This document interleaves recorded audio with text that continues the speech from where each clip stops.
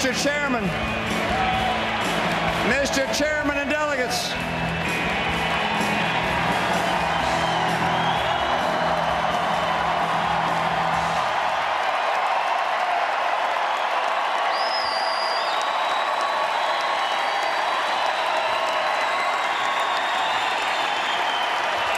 Mr. Chairman and delegates, I accept your nomination for President of the United States.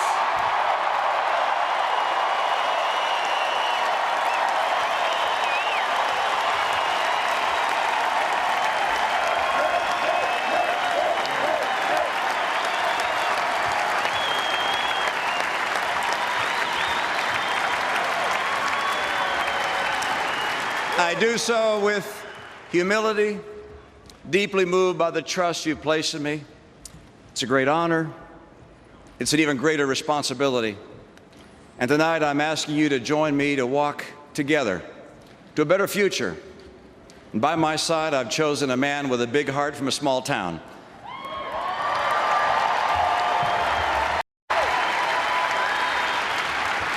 He represents the best of America, a man who will always make us very proud. My friend and America's next Vice President, Paul Ryan.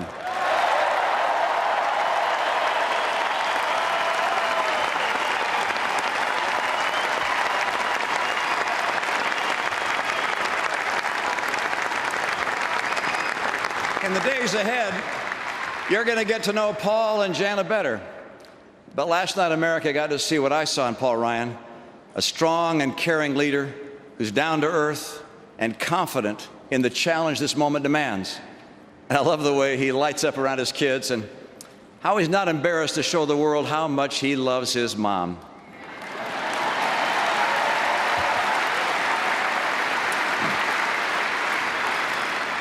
But Paul, I still like the playlist on my iPod better than yours.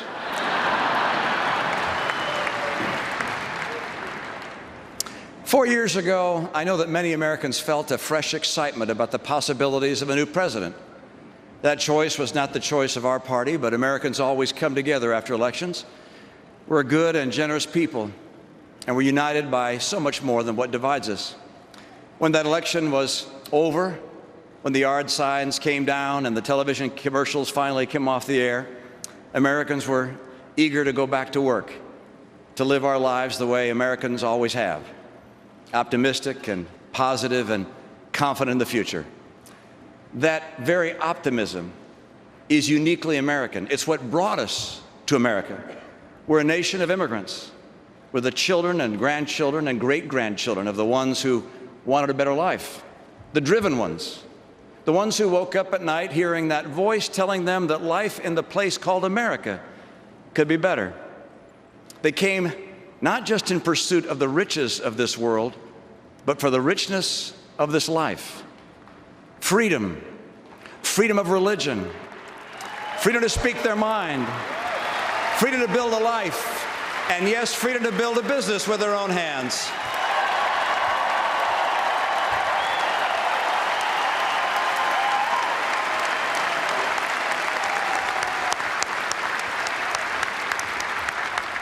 This is the essence of the American experience. We Americans have always felt a special kinship with the future.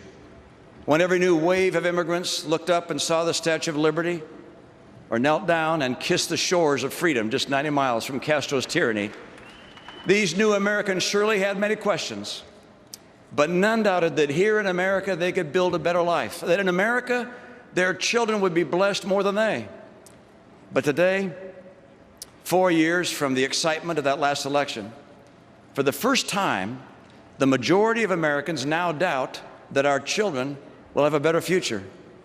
It's not what we were promised. Every family in America wanted this to be a time when they could get a little ahead, put aside a little more for college, do more for the elderly mom that's now living alone, or give a little more to their church or their charity.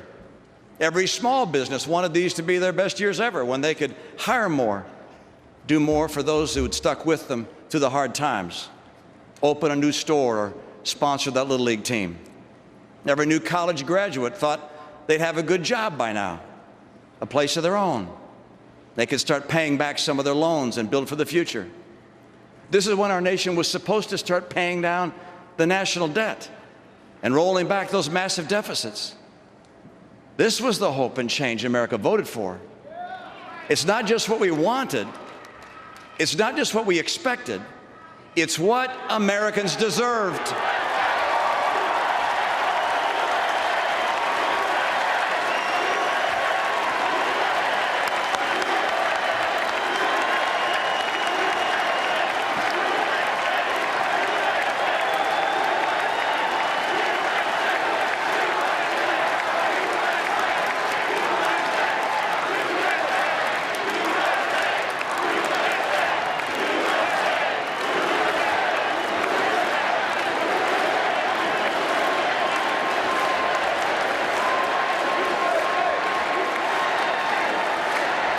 You deserved it because during these years you worked harder than ever before. You deserved it because when it cost more to fill up your car, you cut out moving lights and put in longer hours.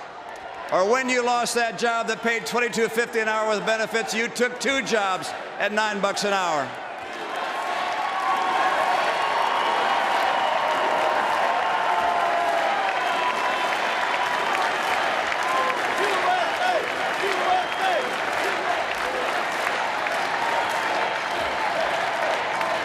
You deserve it because your family depended on you. And you did it because you're an American and you don't quit. You did it because it was what you had to do. But driving home late from that second job or standing there watching the gas pump hit $50 and still going, when the realtor told you that to sell your house you'd have to take a big loss, in those moments you knew that this just wasn't right. But what could you do except work harder, do with less? Try to stay optimistic. Hug your kids a little longer. Maybe spend a little more time praying that tomorrow would be a better day. I wish President Obama had succeeded because I want America to succeed.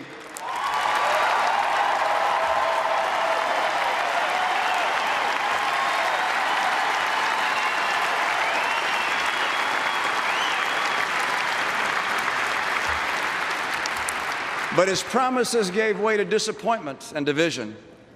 This isn't something we have to accept. Now is the moment when we can do something. And with your help, we will do something.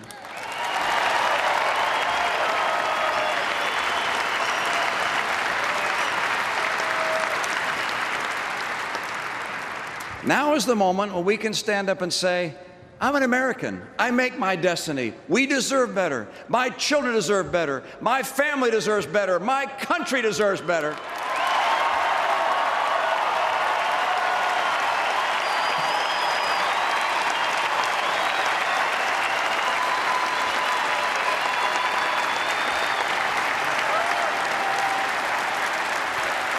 So here we stand.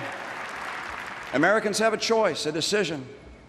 To make that choice, you need to know more about me and where I'd lead our country.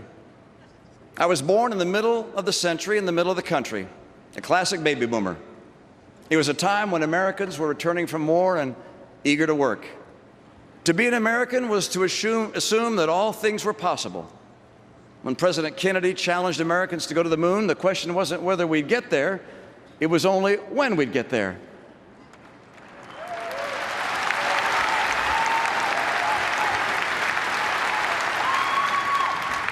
The soles of Neil Armstrong's boots on the moon made permanent impressions on our souls.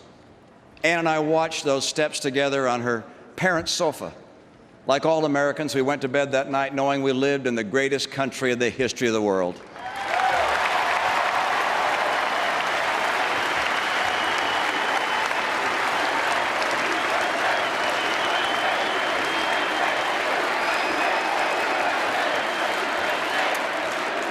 God bless Neil Armstrong.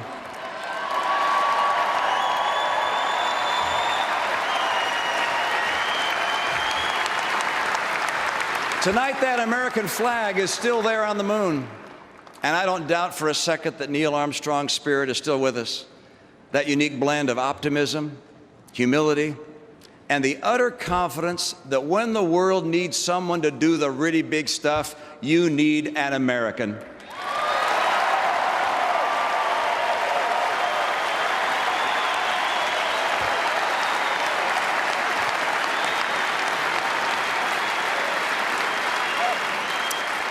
My dad had been born in Mexico, and his family had to leave during the Mexican Revolution. I grew up with stories of his family being fed by the U.S. government as war refugees.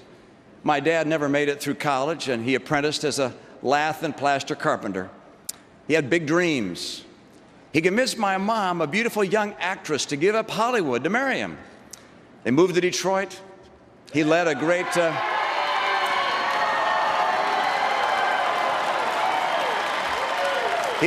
automobile company and became governor of the great state of Michigan.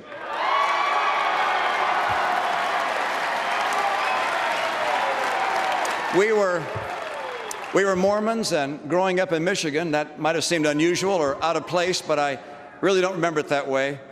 My friends cared more about what sports teams we followed than what church we went to. My mom and dad gave their kids the greatest gift of all, the gift of unconditional love. They cared deeply about who we would be and much less about what we would do. Unconditional love is a gift that Ann and I have tried to pass on to our sons and now to our grandchildren. All the laws and legislation in the world will never heal this world like the loving hearts and arms of mothers and fathers.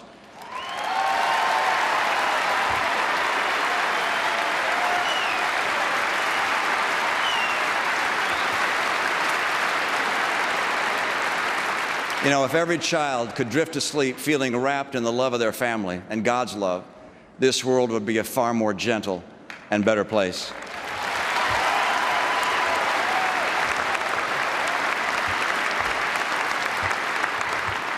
My mom and dad were married for 64 years. And if you wondered what their secret was, you could have asked the local florist. Because every day, Dad gave Mom a rose, which he put on her bedside table. That's how she found out what happened on the day my father died. She went looking for him because that morning there was no rose. My mom and dad were true partners, a life lesson that shaped me by everyday example. When my mom ran for the Senate, my dad was there for her every step of the way. I could still see her saying in her beautiful voice, "Why should women have any less say than men about the great decisions facing our nation?"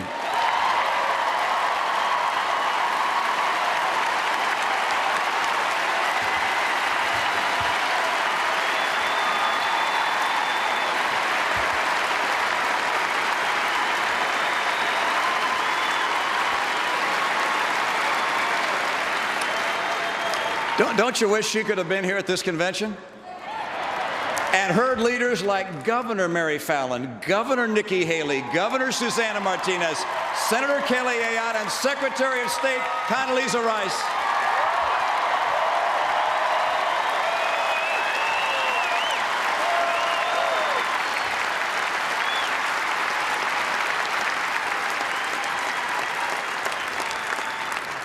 As governor of Massachusetts, I chose a woman lieutenant governor, a woman chief of staff.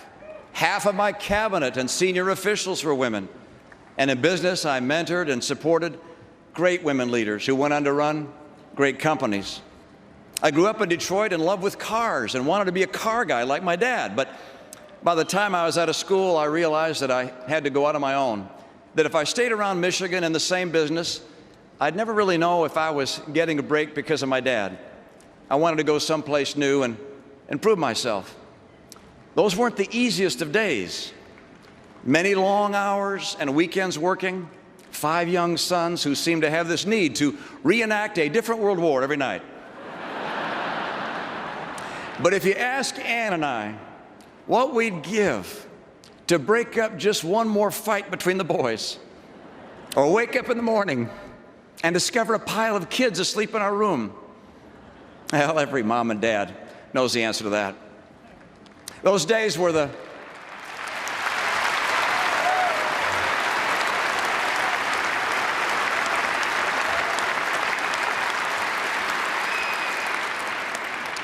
these were tough days on Ann, particularly. She was heroic through it all. 5 boys with our families a long way away. I had to travel a lot for my job then, and I'd call and try to offer support. But every mom knows that doesn't help get the homework done or get the kids out the door to school. And I knew that her job as a mom was harder than mine, and I knew without question that her job as a mom was a lot more important than mine.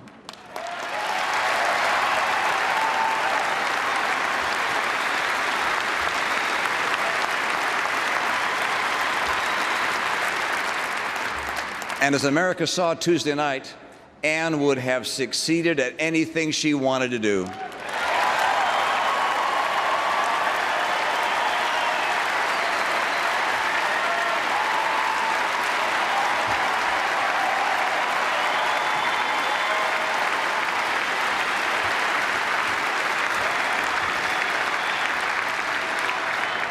Like a lot of families in a new place with no family, we found kinship with a wide circle of friends through our church. When we were new to the community, it was welcoming, and as the years went by, it was a joy to help others who just moved into town or just joined our church. We had remarkably vibrant and diverse congregations from all walks of life, and many who were new to America. We prayed together, our kids played together, and we always stood ready to help each other out in different ways. That's how it is in America. We look to our communities, our faiths, our families for our joy, our support in good times and bad. It's both how we live our lives and why we live our lives. The strength and power and goodness of America has always been based on the strength and power and goodness of our communities, our families, and our faiths.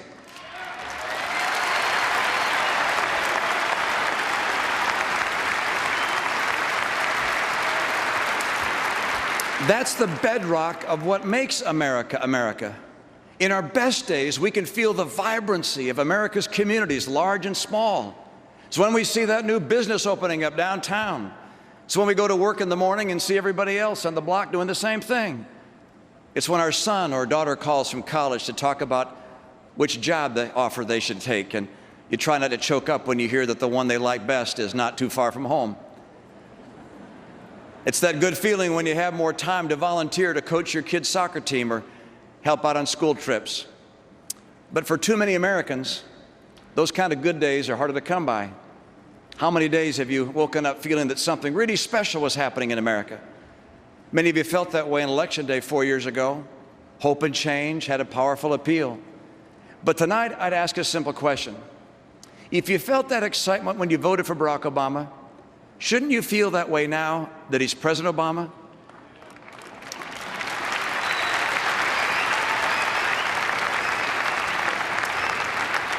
You know there's something wrong with the kind of job he's done as president when the best feeling you had was the day you voted for him.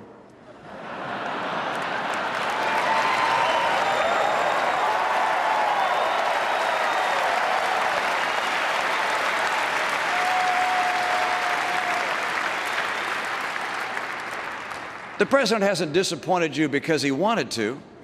The president has disappointed America because he hasn't led America in the right direction. He took office without the basic qualification that most Americans have, and one that was essential to the task at hand. He had almost no experience working in a business. Jobs to him are about government.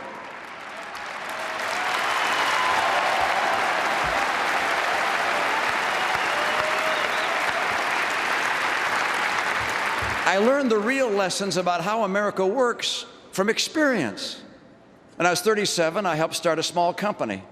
My partners and I had been working for a company that was in the business of helping other businesses. So some of us had this idea that if we really believed our advice was helping companies, we should invest in companies. We should bet on ourselves and on our advice. So we started a new business called Bain Capital. The only problem was, while we believed in ourselves, not many other people did. We were young and had never done this before, and we almost didn't get off the ground. In those days, sometimes I wondered if I'd made a really big mistake. By the way, I'd thought about asking my church's pension fund to invest, but I didn't. I figured it was bad enough that I might lose my investors' money, but I didn't want to go to hell, too.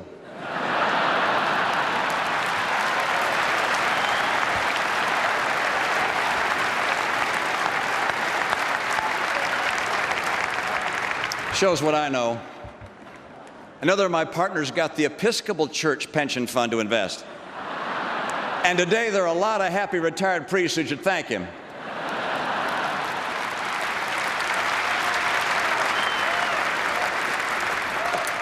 That business we started with 10 people has now grown into a great American success story. Some of the companies we helped start are names you know and you've heard from tonight. An office company called Staples, where I'm pleased to see the Obama campaign's been shopping.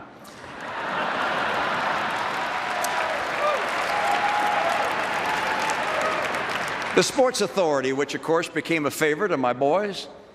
We helped start an early childhood learning company called Bright Horizons that First Lady Michelle Obama rightly praised.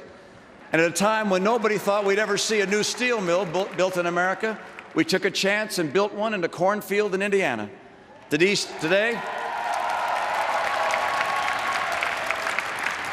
Steel Dynamics is one of the largest steel producers in the United States. These are American success stories. And yet the centerpiece of the president's entire re-election campaign is attacking success. Is it any wonder that someone who attacks success has led the worst economic recovery since the Great Depression?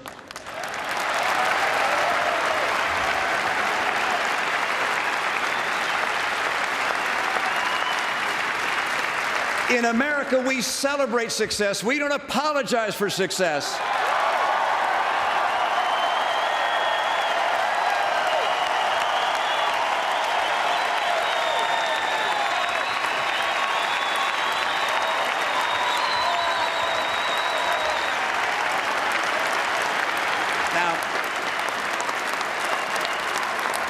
Now, we weren't always successful at Bain, but no one ever is in the real world of business. That's what this president doesn't seem to understand. Business and growing jobs is about taking risk, sometimes failing, sometimes succeeding, but always striving. It's about dreams. Usually it doesn't work out exactly as you might have imagined. Steve Jobs was fired at Apple, and then he came back and changed the world. It's the genius of the American free enterprise system to harness the extraordinary creativity and talent and industry of the American people with a system that's dedicated to creating tomorrow's prosperity, not trying to redistribute today's.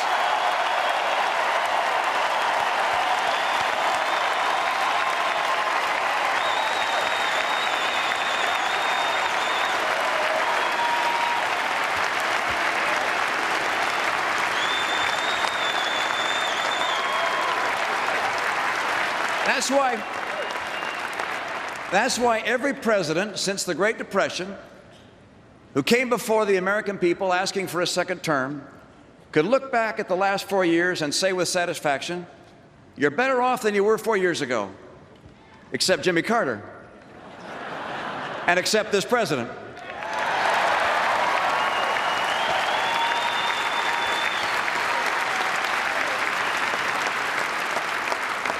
This president can ask us to be patient. This president can tell us it was someone else's fault. This president can tell us that the next 4 years he'll get it right. But this president cannot tell us that you're better off today than when he took office.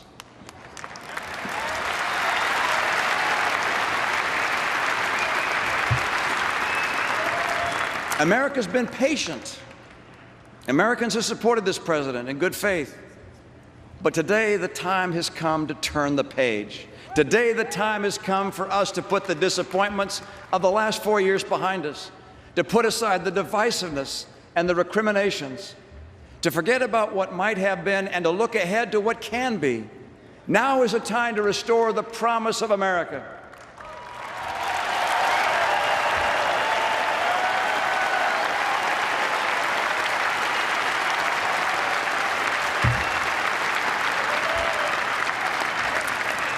Many Americans have given up on this president, but they haven't ever thought about giving up. Not on themselves, not on each other, and not on America. What is needed in our country today is not complicated or profound. It doesn't take a special government commission to tell us what America needs. What America needs is jobs, lots of jobs.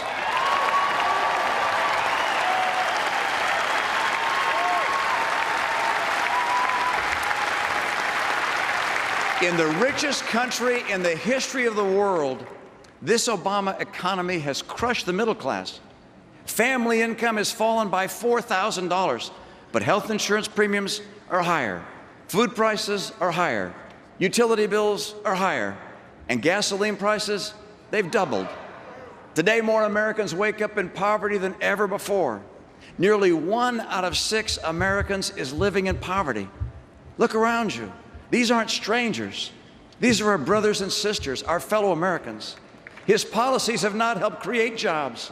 They've depressed them. And this I can tell you about where President Obama would take America.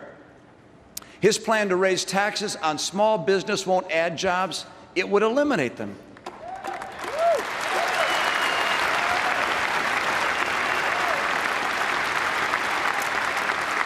His assault on coal and gas and oil will send energy and manufacturing jobs to China.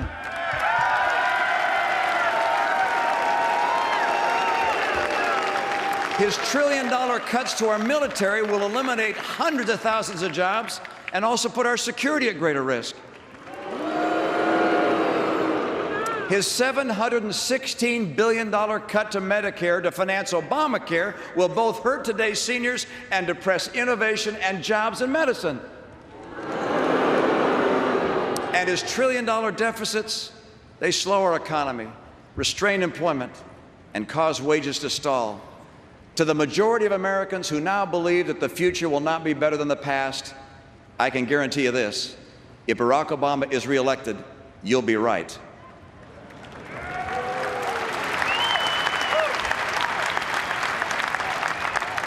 I'm running for president to help create a better future. A future where everyone who wants a job can find a job. Where no senior fears for the security of their retirement. An America where every parent knows that their child will get an education that leads them to a good job and a bright horizon. And unlike the president, I have a plan to create 12 million new jobs.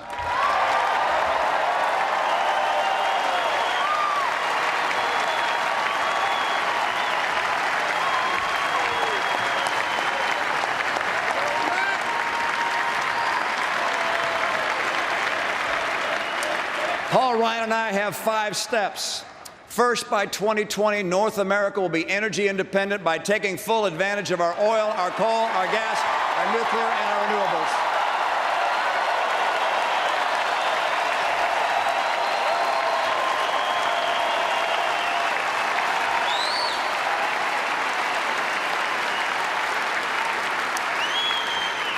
Second, we'll give our fellow citizens the skills they need for the jobs of today and the careers of tomorrow.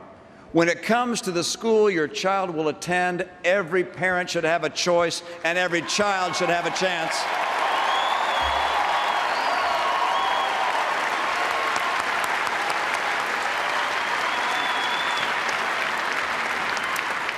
Third, we'll make trade work for America by forging new trade agreements. And when nations cheat in trade, there will be unmistakable consequences.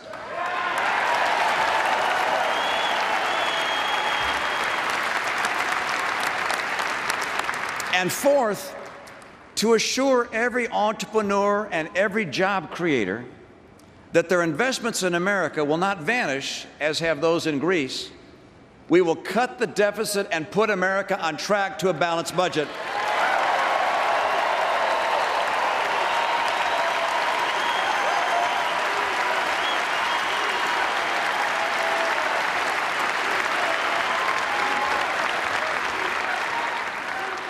And fifth, we will champion small businesses, America's engine of job growth. That means reducing taxes on business, not raising them. It means simplifying and modernizing the regulations that hurt small business the most. And it means that we must rein in the skyrocketing cost of health care by repealing and replacing Obamacare.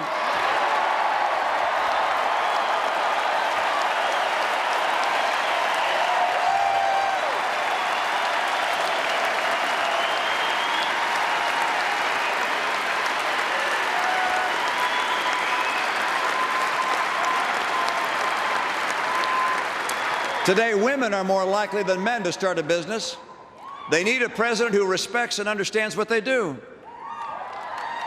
And let me make this very clear. Unlike President Obama, I will not raise taxes on the middle class of America.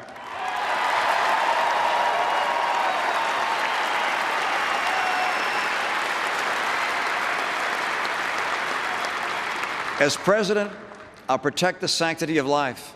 I'll honor the institution of marriage.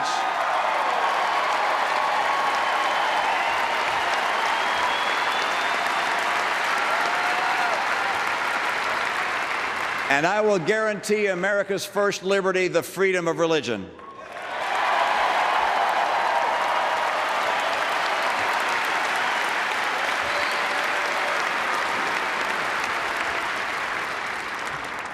President Obama promised to begin to slow the rise of the oceans.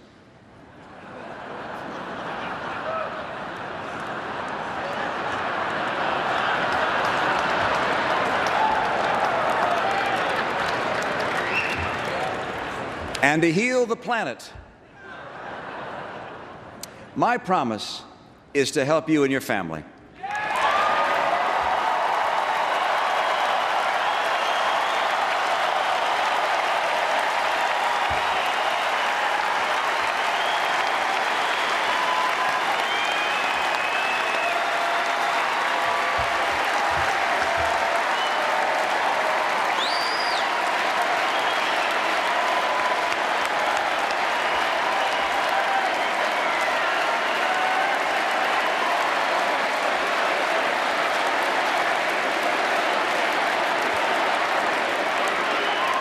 I will begin my presidency with a jobs tour. President Obama began his presidency with an apology tour. America, he said, had dictated to other nations. No, Mr. President, America has freed other nations from dictators.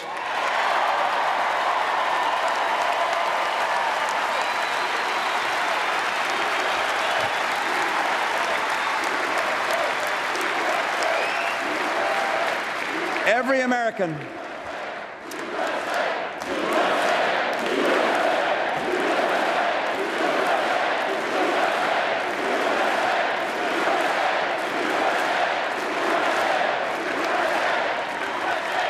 Every American was relieved the day President Obama gave the order and SEAL Team 6 took out Osama bin Laden.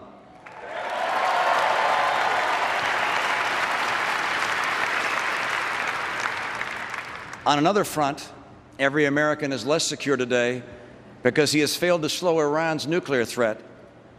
In his first TV interview as president, he said we should talk to Iran. We're still talking, and Iran's centrifuges are still spinning.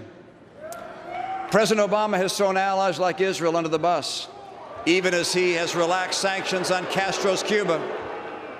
He abandoned our friends in Poland by walking away from our missile defense commitments.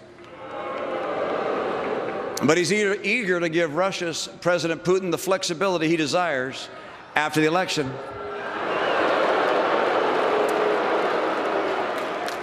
Under my administration, our friends will see more loyalty, and Mr. Putin will see a little less flexibility and more backbone.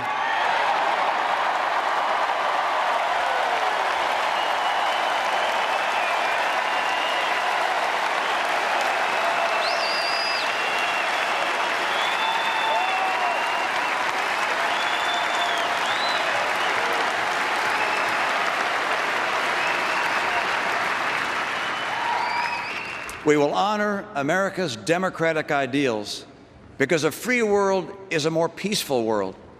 This is the bipartisan foreign policy legacy of Truman and Reagan, and under my presidency, we will return to it once again.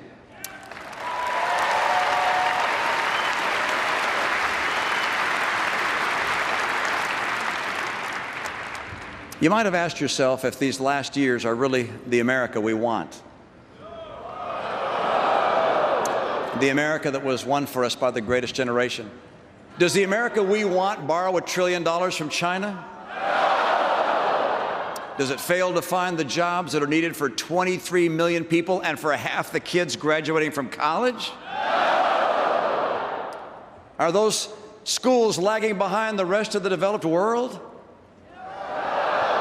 And does America that we want succumb to resentment and division among Americans?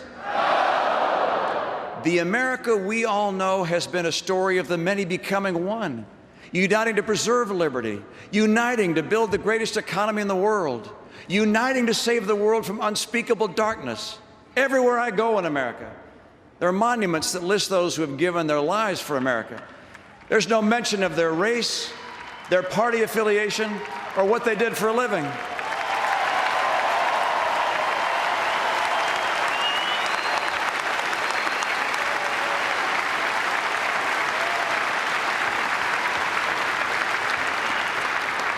They lived and died under a single flag, fighting for a single purpose.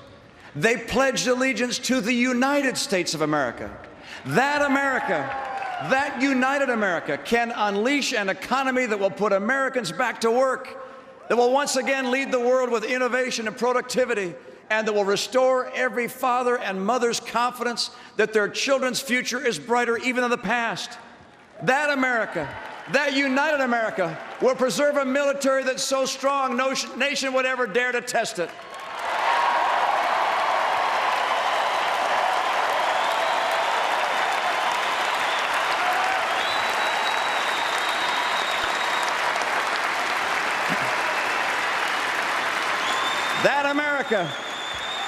That America, that united America, will uphold the constellation of rights that were endowed by our Creator and codified in our Constitution.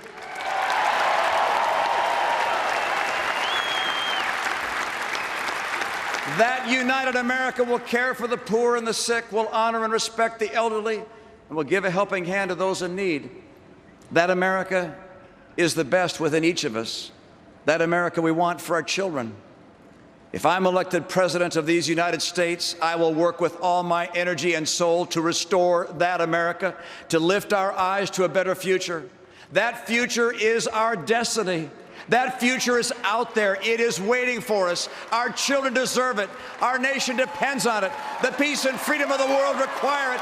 And with your help, we will deliver it. Let us begin that future for America tonight. Thank you so very much. May God bless you. May God bless the American people. And may God bless the United States of America.